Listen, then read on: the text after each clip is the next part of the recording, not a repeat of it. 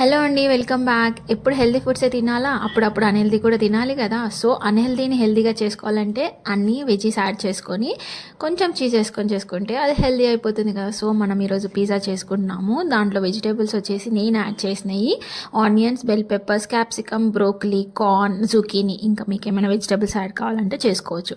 దానికోసం మనము schezwan sauce, tomato sauce and pizza స్ప్రెడ్ని మనము అన్నీ మిక్స్ చేసేసుకొని పిజ్జా బేస్ తీసుకొని దానిపైన మంచిగా ప్రెస్ చేసుకోవాలి.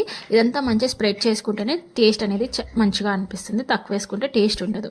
సో మనం ఫస్ట్ కట్ చేసి పెట్టుకున్న అన్ని వెజిటేబుల్స్ వేసి చీజ్ వేసేసి, నేను ఈ ప్యాన్ పైన చేస్తున్నాను కాబట్టి కొంచెం సాల్ట్ దానిపైన స్టాండ్ వేసి పిజ్జాని పెట్టేశాను.